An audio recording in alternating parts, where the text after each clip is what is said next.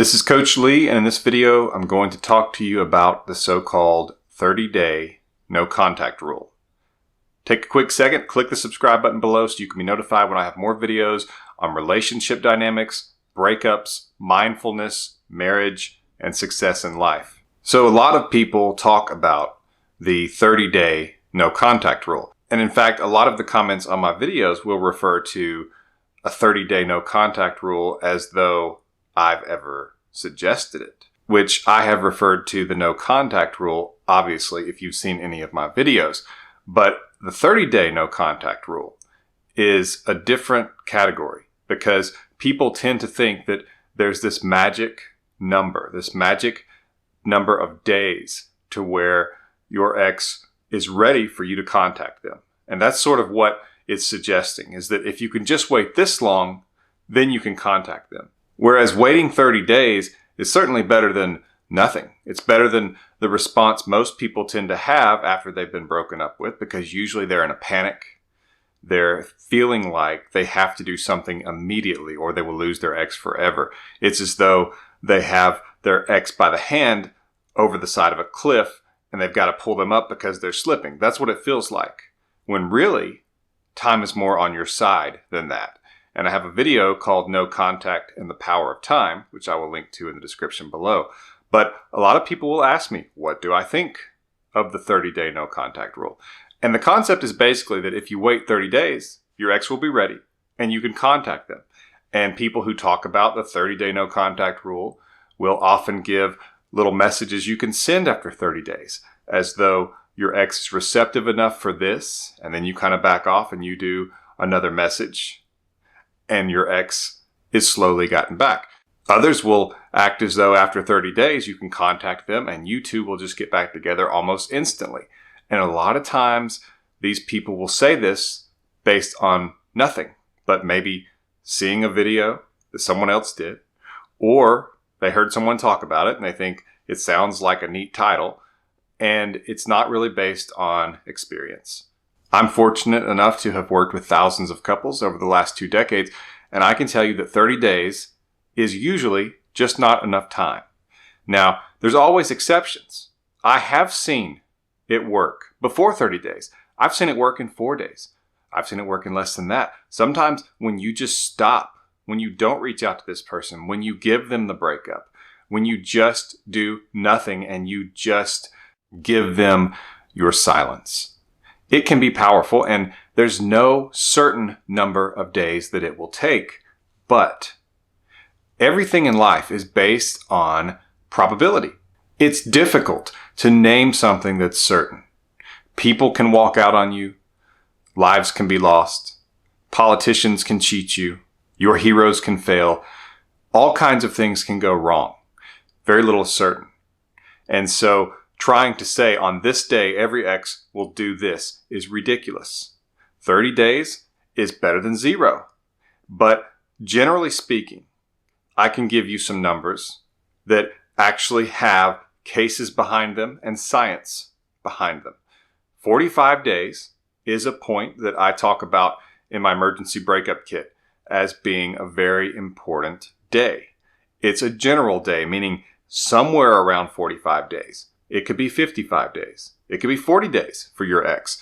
No one is exactly the same, and so sometimes there will be some variance. But around 45 days, an interesting thing happens in the mind of your ex. And when I say 45 days, I mean 45 days of no contact.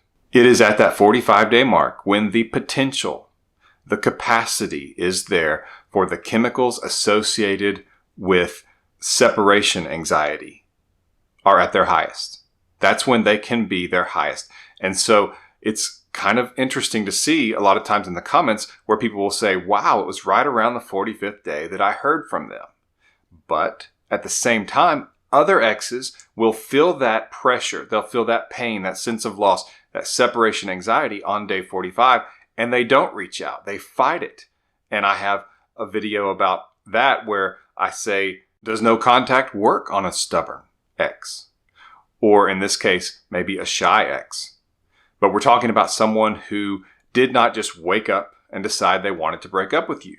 Most people take weeks or months to make such a decision. They fight it. They try another day, another weekend, another night, another trip, another conversation with you, hoping things will work out. Eventually they come to a conclusion, and sometimes it's to break up with you because attraction has fallen. They don't think the two of you have a future together.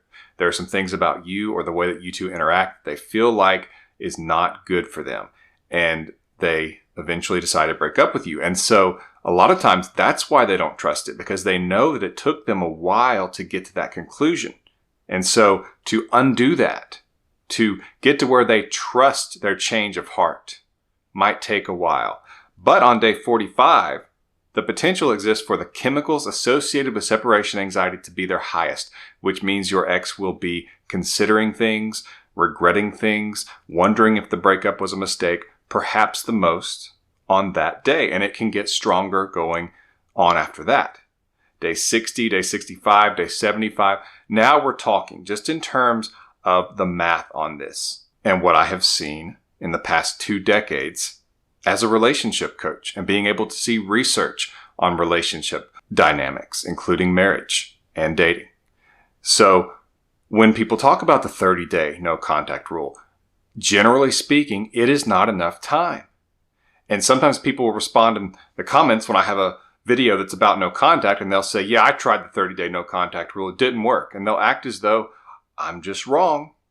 When again, this is my only video about the 30-day no contact rule, and it's to tell you that it's not enough. And what I'm also going to say about it is that the concept is wrong in general, in that if you wait 30 days, then you can be the one to reach out to your ex. Ideally, it would not be you reaching out. Now, I do talk a lot about how at some point you don't really have anything to lose. And some people will say, I just want to move on. And so I'm going to reach out because it's been 60 days.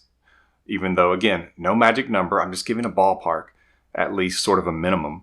And people will just want to reach out at that point and just kind of see. And if it doesn't go well, then they will just kind of move on, maybe to another relationship, or at least to be open to that or something like that. But the idea that you would reach out is generally not best. It is best when it comes from them. And that's, again, why you want to wait beyond the 30 days to give it the best chance. Because when you are the one who does the reaching out, who initiates getting back together, you are not changing the roles. You're not turning the tables. Because when they broke up with you, it was understood. They wanted the breakup. You did not. You still wanted the relationship. And so your level of attraction was seen as lower than theirs. They felt more attractive than you, even if they love you, generally speaking. In other words, it may not be romantic. It may not be this passion that they used to have, but they still have a generic love for you. They care about you. They don't want something awful to happen to you, but they see you as less attractive than they are because they're the ones who are breaking up with you. So they are higher on the totem pole of attraction. That's basically how it's going to be viewed. Maybe not in a concept that they put into words, but in what they feel about the situation.